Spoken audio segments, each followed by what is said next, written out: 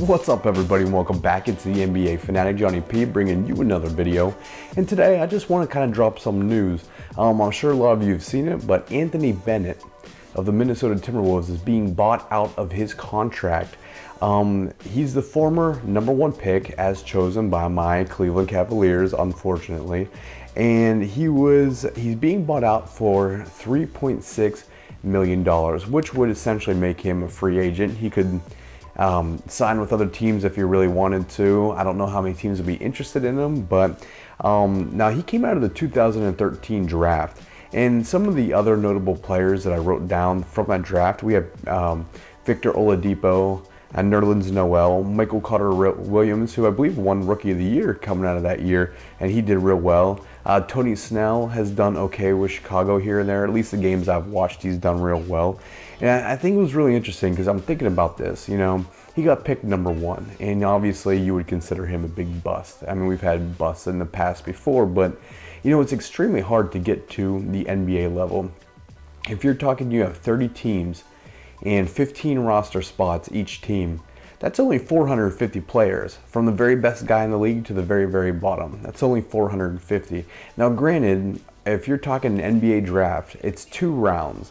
So essentially 60 players are being picked out of college or from overseas. But if you just look at Division I schools, there are 347 D1 NCAA schools with basketball. Now, the amount of players per team can range. However, let's just say they have an average of 15 players, just like the NBA.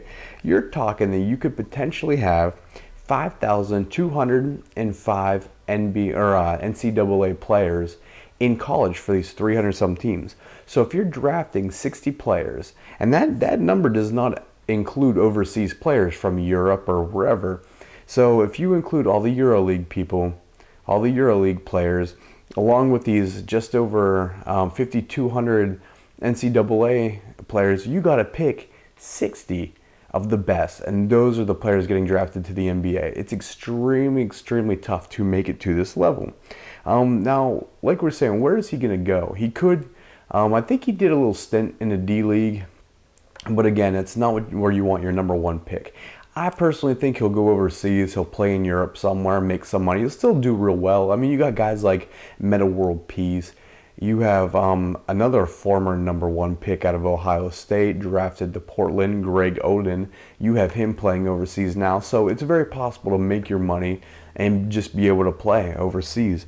And we're talking about a player, a #1 pick, who averaged 5.2 points per game, 3.8 rebounds per game, and 0.8 assists per game, which is not the production you want out of a #1 pick. So anyway, I wanted to bring you this news. It's just really sad to see a #1 pick go down like that, especially when you had other people on the board. That was a really weak draft though, so what are you gonna do?